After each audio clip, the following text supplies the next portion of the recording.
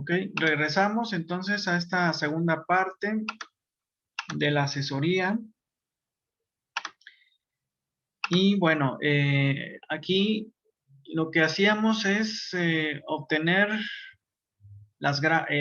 cómo graficar, partiendo de las ecuaciones de la oferta y la demanda. Y les comentaba en la clase pasada que es a través de la técnica de los puntos extremos.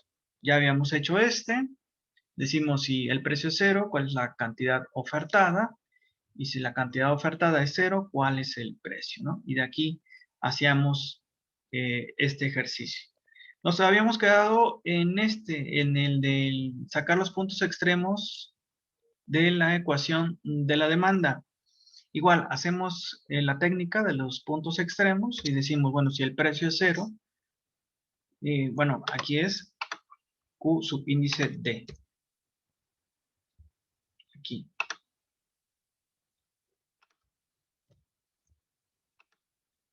Ahí está. Entonces decimos, bueno, si el precio es cero, ¿cuánto es la cantidad demandada? Y si la cantidad demandada es cero, ¿cuál es el precio? Si el precio es cero, lo que vamos a hacer es sustituirlo en la ecuación, 90 menos 10, que multiplica 0, que es el valor del precio. Y de aquí obtenemos que si el precio es cero, la cantidad demandada es 90. Por otra parte, si la cantidad demandada es 0, esto nos quedaría de este modo. El menos 10p lo podemos pasar del otro lado para que se vuelva positivo. Y nos quedaría 10p es igual a 90. Y de aquí, bueno, lo que hacemos es despejar la variable precio. El precio sería igual a 90 dividido entre 10. Y 90 entre 10 nos va a dar 9. Entonces, si la cantidad demandada es 0, el precio es o debe ser 9. Entonces ya tenemos las coordenadas para graficar. Tenemos las dos coordenadas para graficar la oferta, las dos coordenadas para graficar la demanda. Y esto lo podemos trasladar a un plano cartesiano y poder hacer nuestra gráfica correspondiente con estas anotaciones. Precio 0, cantidad ofrecida 10, precio menos 1, cantidad ofertada 0. Y el precio es 0, la cantidad demandada 90, y si el precio es 9, la cantidad demandada es 0. Con estos mismos datos los vamos a llevar a un plano cartesiano como este, por ejemplo, en donde tenemos el precio, tenemos kilos de res, kilos de carne de res consumidas a la semana, al mes, lo que se haya especificado en el ejercicio. Y bueno, vamos a hacer el primer par de coordenadas. A un precio de 0, la cantidad ofertada es 10. Entonces, este sería el primer punto. Si el precio es 0, la cantidad ofertada es 10. Y si el precio es menos 1, la cantidad ofertada es de 0.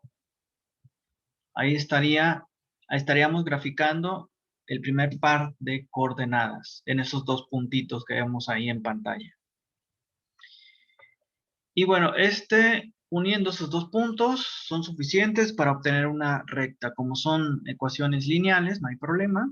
Con estos dos puntos obtenemos la ecuación, bueno, más bien la recta de la oferta, que tiene, como vemos, una pendiente positiva, puesto que si aumenta el precio, aumenta el incentivo del productor a producir más.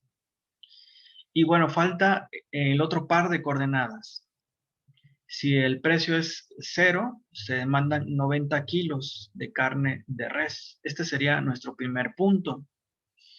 Y si el precio es 9, no se demanda nada de carne de res. Entonces ahí tendríamos los dos puntos correspondientes a la demanda. Entonces unimos los dos puntos y obtendríamos lo que es la línea de la demanda. Ahora bien, verificando esto, podemos apreciar que cuando el precio es 4, 4 dólares, la cantidad ofertada y demandada es de 50 kilos de res demandado y ofertado. Ese sería, por lo tanto, el punto, el llamado punto de equilibrio. Sí, de esta manera lo obtendríamos. En el inciso C, se establece un precio mínimo, ¿no? El gobierno interviene, quiere apoyar a los productores de productos cárnicos, considerando que el precio actual del mercado, 4 dólares, es muy bajo para ellos y que afecta a sus ingresos, entonces se establece un precio mínimo de 6 dólares el kilo de carne de res. ¿Qué sucederá con la oferta? ¿Qué sucederá con la demanda? Bueno, aquí para ver los efectos, bueno, tendríamos que sustituir este precio en ambas ecuaciones, tanto en la oferta, por ejemplo, aquí reemplazando el precio por el valor de 6, la demanda, obviamente si el precio es mayor, el incentivo del productor es ofrecer más. En este caso, los productores querrían ofrecer hasta 100 kilos de carne de res. Sin embargo, cuando aumenta el precio, la cantidad demandada disminuye. Si esto lo corroboramos con la cantidad demandada, si el precio fuese de 6 dólares el kilo de carne de res, entonces aquí veríamos, reemplazando este valor, tendríamos que la cantidad demandada de carne de res sería sensiblemente menor a la ofertada, sería tan solo de 30. Esto nos está diciendo que lo que se ofrece es mayor a lo que se demanda, es decir, hay un exceso en el mercado, un exceso que se puede medir como la diferencia entre la oferta y la demanda, es decir, 100 menos 30, que nos da un valor de 70 y 70 kilos de carne de res que no están siendo vendidos, que no están siendo comprados por los consumidores. Entonces podemos concluir que el establecimiento de un precio mínimo de 6 dólares el kilo de carne para apoyar a los productores crearía en el mercado un exceso de carne de res, puesto que a un precio mayor al de equilibrio, los oferentes quisieran ofertar más, ofrecer más su producto a un mejor precio, pero los demandantes estarían dispuestos a ofrecer cada vez menos. Y el tamaño del exceso en el mercado, ese exceso en el mercado, sería de 70 kilos de carne que estarían ahí no vendiéndose. Entonces eso es lo que provocaría una intervención en ese mercado. Tendríamos entonces, eh, ok, dice por qué da 100. A ver, vamos a ver. Mm, cierto, sí, sí, sí. Buena la observación. Es 70. Sí, aquí yo me equivoqué. Entonces sería 70 y 30. Entonces sí, tendríamos un exceso de 40 kilos. Sí, este sería, aquí yo me equivoqué al pasarlo. Sí, buena la observación. Sería 70.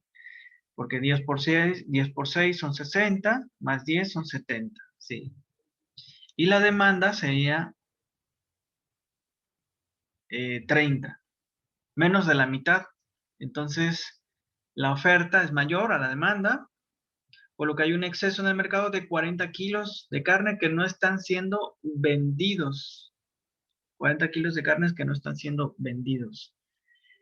Igualmente aquí podríamos dibujar esta situación en el esquema que previamente graficamos, colocar un precio por encima y tratar de hacer ese cálculo, ¿no? Del exceso de carne. Déjenme ver si a la hora de exceso de 40. Aquí lo tengo que corregir, porque aquí lo hice con el dato equivocado. Tendríamos que corregirle aquí. Porque el precio, a un precio de 6, dijimos, se estarían demandando Cuando el precio es de 6, se ofertan 70 y se demandan 30. Entonces, más o menos, a un precio de 6, se demandan 30, pero se ofrecen 70. Tendríamos que corregir esto más o menos como por aquí. Y hacer esto un poquito más inclinado, ¿no? Sin que así. Ahí tendríamos que hacer el ajuste, ¿no? Ahí está.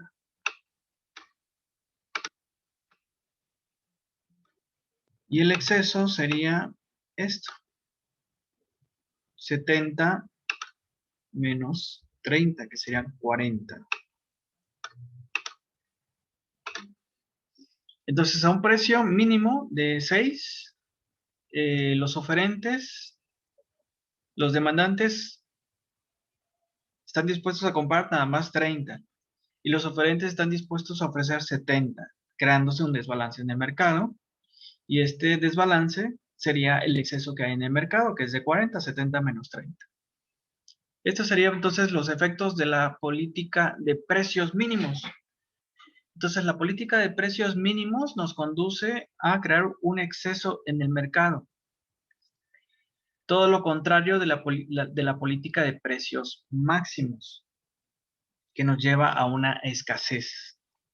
¿Sí? Aquí no hicimos ese ejercicio de precios máximos, pero bueno, sería lo inverso a la política de precios mínimos. Ya en su momento hicimos otros ejercicios en clases, ¿no? Y en asesorías también mostramos algunos de estos efectos. Para finalizar el tema de hoy, bueno, creo que es importante señalar el tema de las elasticidades. Sí, ya habíamos visto, en particular, la elasticidad precio de la demanda nos dice cómo cambia la cantidad demandada de un producto ante el cambio en el precio de ese bien. Digamos, cómo cambia la cantidad demandada ante un cambio porcentual de un 1% en el precio de ese producto. Esta fórmula eh, la podemos sintetizar como se ve en pantalla, la variación porcentual en la cantidad demandada ante una variación porcentual en el precio. Y esto a su vez lo podemos desglosar como Q sub 2 menos Q sub 1 entre Q sub 1, donde Q sub 2 es la cantidad actual, Q sub 1 es la cantidad anterior. P subíndice 2 es el precio actual y P subíndice 1 es el precio original o anterior. Y esto, bueno, lo podemos sintetizar también de esta manera, sea Q2 menos Q1 delta Q entre Q y P sub 2 menos P sub 1 delta P. De tal suerte que cuando hacemos extremos por extremos y medios por medios, nos quedaría esta formulita de cambio porcentual de la variación en la cantidad entre la variación en el precio por el precio entre la cantidad. Este es digamos, la pendiente de cómo cambia la demanda ante un cambio en el precio. Y es importante también recordar cuáles son los valores, cómo se interpretan estos valores. Sabemos que por definición este resultado nos da negativo, puesto que si aumenta el precio, disminuye la cantidad demandada. Más por menos es menos. O al revés, si baja el precio, aumenta la cantidad demandada. Y nos daría el mismo resultado negativo. Entonces, por definición, la elasticidad precio de la demanda es negativa. Sin embargo, a la hora de interpretarla, utilizamos los valores absolutos. De esta manera, a la hora de colocarles valores absolutos y darle interpretación, podemos ver que si este resultado es superior a 1, es esta es relativamente elástica, es decir, muy sensible a pequeños cambios en el precio. Y si este valor es menor a 1, es relativamente inelástica, es decir, poco sensible a las variaciones en el precio. Y cuando es igual a 1, bueno, decimos es elasticidad unitaria, es decir, la cantidad demandada varía en la misma proporción en la que varía el precio. Si el precio aumenta 10%, la cantidad va a caer exactamente en esa misma cantidad. De tal manera que 10% entre 10% es igual a 1. Por eso es elasticidad unitaria, igual a 1. Y es importante identificar estos valores para definir cuál es la mejor política de precios, que en su momento lo vimos. Entonces, por ejemplo, utilizando estos valores podemos definir, bueno, sería una buena estrategia de precios. Entonces, si el producto en términos absolutos es menor a 1, es decir, poco sensible, reacciona poco a los cambios en el precio, entonces sube el precio, porque la caída en la demanda va a ser pequeña. Y esa caída en la demanda se va a ver compensada con un aumento en el precio, que va a hacer que tus ingresos aumenten. En cambio, como dice el punto número 2, si la elasticidad precio de la demanda es mayor a 1, es decir, muy elástica, muy sensible, entonces aquí lo que conviene es hacer pequeñas rebajas, porque a pesar de que sacrificas eh, el precio de tu producto, esto se va a ver más que compensado con un aumento muy significativo en la cantidad demandada de tu producto y va a hacer que tus ingresos aumenten de forma considerable. Y si la elasticidad es igual a 1, pues no conviene, digamos, no le muevas el precio, ¿no? Ese es el nivel óptimo al cual puedes colocar tu producto, el precio de tu producto. De hecho, como vimos gráficamente, y los invito a ver los videos que hice para explicar esta parte, en donde se maximiza el ingreso del productor es cuando la elasticidad cuando la elasticidad precio de la demanda es igual a 1 en términos absolutos. Por ello que es conveniente identificar, bueno, qué productos tienen estas características, es decir, cuáles son muy sensibles a los... Normalmente los bienes de lujo son muy sensibles a pequeños cambios en el precio. Ahorita, por ejemplo, que viene este fin de semana, ¿no? La venta nocturna en Liverpool, una pequeña variación, una pequeña rebaja del 20, del 30%, eh, hace que la demanda supere con mucho ese, ese porcentaje. Quizá una reducción en el precio de un 30% haga que la demanda aumente en un 40%, en un 50%. De tal manera que a Liverpool le conviene porque a pesar de que sacrifica precio, se ve compensado en un aumento de sus ventas, de la cantidad demandada, y eso hace que sus ingresos aumenten. Entonces, esta estrategia de precios nos puede servir justamente para eso, ¿no? Para ver una estrategia óptima.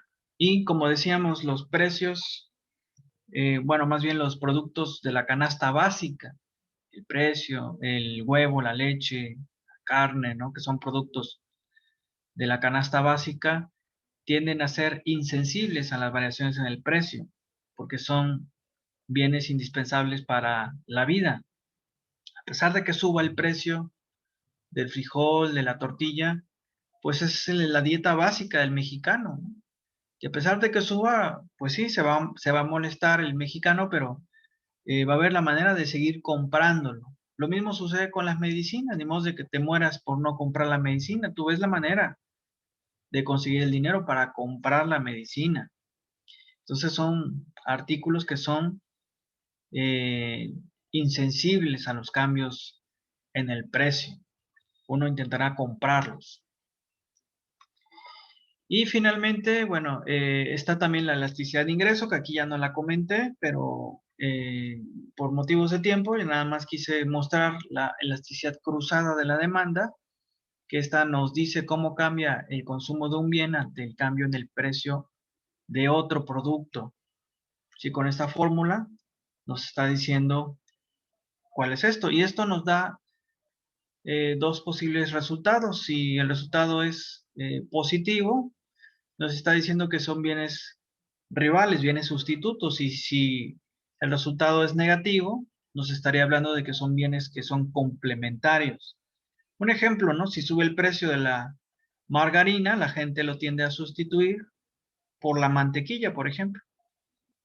Entre más marcas sustitutas haya de un producto, pues más sensible, más elástico se va a volver la demanda, ¿sí? Si yo tengo muchas opciones, entonces el consumidor dice, ah, bueno, subió el precio de esto, pues lo dejo de consumir, total, hay una gama muy amplia, con lo cual yo lo puedo sustituir. Es muy sensible. El extremo es un producto en donde no haya sustitutos, sea el único. Ahí sí sería una demanda totalmente insensible a los cambios en el precio. Y bueno, si el resultado de esto es negativo, nos está hablando de bienes complementos que se consumen en proporciones prácticamente iguales. Por ejemplo, si sube el precio de la gasolina, uno tiende a usar menos el automóvil, ¿no? A ahorrar, en lugar de utilizar el coche, pues me voy caminando, ¿no? En donde lo pueda hacer. O si sube el precio de la tinta, pues voy a reducir el precio, perdón, el uso de la impresora para ahorrarme, ¿no? La subida del precio de la tinta. Entonces, de aquí podemos decir, bueno, si es positivo, son bienes rivales, sustitutos, y si es negativo, son bienes complementos. Finalmente, ya aquí ya no me dio tiempo de preparar la otra laminilla, pero es el de la elasticidad ingreso, elasticidad de ingreso. Permítame, creo que esta la tengo aquí para que la podamos darle un último repaso al tema de la elasticidad ingreso.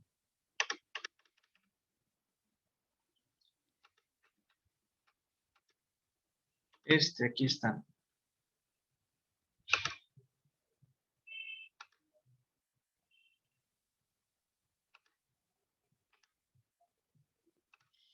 La elasticidad de ingreso nos dice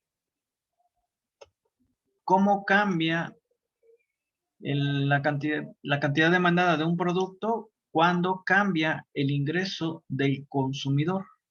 Eso es lo que nos dice la elasticidad ingreso de la demanda. Es el cambio porcentual en la cantidad ante un cambio porcentual en el ingreso del consumidor. Y bueno, aquí esta tabla resume muy bien los posibles valores que puede adquirir la elasticidad ingreso de la demanda. Por ejemplo, si la elasticidad de ingreso de la demanda es inferior a 0, significa que si aumenta el ingreso, reduces el consumo de ese bien. Por ejemplo, cuando llegas a cierto estatus económico, eh, dejas de consumir la tortilla porque lo consideras pues un bien inferior, ¿no?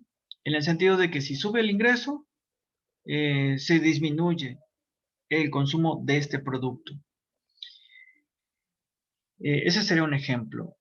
Después es un bien esencial en donde el cambio en el ingreso del consumidor no modifica la cantidad demandada de ese producto. Por ejemplo, el hecho de que ustedes ganen el doble no quiere decir que van a comprar el doble de sal. La sal es un producto que se consume en cantidades fijas. Entonces no varía, por eso la elasticidad es cero, no varía. Entonces, si cambia el ingreso, pues no cambia la cantidad, entonces es cero. Ese es el ejemplo, la sal de mesa, un bien esencial, un bien que no representa, que representa un porcentaje minúsculo en tu presupuesto. Después tenemos un bien normal, que son bienes que tienen una elasticidad ingreso de la demanda que es mayor a 0, pero menor o igual a 1. Entonces aquí un aumento en el ingreso del consumidor hace que la demanda aumente en una proporción igual o menor. Ejemplo, aumentó mi ingreso en un 40% y yo aumento el consumo de un bien en un 20%. O puede ser que lo aumente hasta en un 40%, pero no más. Entonces ese es el caso de un bien normal, así se le denomina bien normal. Y bien superior, bueno, tiene una elasticidad de ingreso superior a 1. Entonces aquí una subida en el ingreso genera un incremento mayor en la demanda de este producto. Por ejemplo, mi ingreso subió en un 30%, ¿sí? Y la cantidad demandada de salmón aumentó en un 50%, por ejemplo. Entonces, cuando nosotros tengamos un ejercicio, nos digan, fulano de tal consume un bien así. Después aumentó su ingreso y ahora el consumo de este bien es así. Supongamos que sea salmón y uno se va con la finta y dice, no, pues el salmón debe ser un bien superior. Y marcan bien superior, sin entender el contexto del ejercicio. Puede ser que para ese consumidor, ese bien no sea un bien superior. Entonces no contesten en base a lo que yo creo o lo que es para mí ese producto, sino contesten con base en lo que se señala en ese ejercicio, cómo reacciona ese consumidor que ustedes están analizando. Porque al final, ¿qué es un bien inferior? ¿Qué es un bien superior? Depende mucho de la psicología del consumidor. Por ejemplo, alguien puede sacarse la lotería y volverse millonario. Sin embargo, él tiene hábitos muy arraigados y dice, no, yo siempre pido mi comida con tortillas de mano. Sí, ya soy millonario, pero me contraté un chef y le pido que me haga mis tortillas de mano, porque yo ya estoy acostumbrado a comer así. Entonces, el hecho de que aquí pongamos este ejemplo no quiere decir que sea una regla general. Esto va a depender de la psicología del consumidor. Por eso esta parte de, digamos, del estudio del consumidor es una parte un tanto subjetiva, porque depende de la psicología del consumidor. Es decir, lo que estamos analizando en pocas palabras son reacciones. Reacciones. ¿Cómo reaccionas ante un cambio en el ingreso? ¿Cómo reacciona tu consumo ante un cambio en tu ingreso? ¿O cómo reaccionas ante un cambio en el precio del producto? ¿O cómo reaccionas ante un cambio en el precio de otro producto? Eso es básicamente lo que estamos haciendo con estos indicadores. Y la reacción del consumidor la podemos modelar hasta cierto punto. Es decir, las leyes en economía no son leyes como la física y la química que se cumplen en cualquier contexto y en cualquier lugar. Las leyes en economía tienden a ser probabilísticas, es decir, que en el promedio se tienden a cumplir, pero no quiere decir que todos los individuos se comportan así, ¿sí? Entonces, en suma, los indicadores de las elasticidades son reacciones. ¿Cómo reacciona el consumidor? Podemos sacar un promedio de cómo reaccionan, pero no podemos decir así reaccionan todos, porque cada individuo es un mundo, como dicen, cada cabeza es un mundo. Pero sí podemos sacar una generalidad. Por eso las leyes en economía son probabilísticas, es decir, que en el promedio se tienden a cumplir. Entonces, cuando hagamos este tipo de ejercicios en el examen, hay que contestar tomando en consideración y ponernos en los zapatos de ese consumidor. No en el que nosotros creemos que la carne es o que el caviar es un bien superior y ya lo doy por antemano de que es un bien superior. Hay que leer el contexto, ¿sí? Y así es como se resuelven este tipo de ejercicios. Ya finalmente,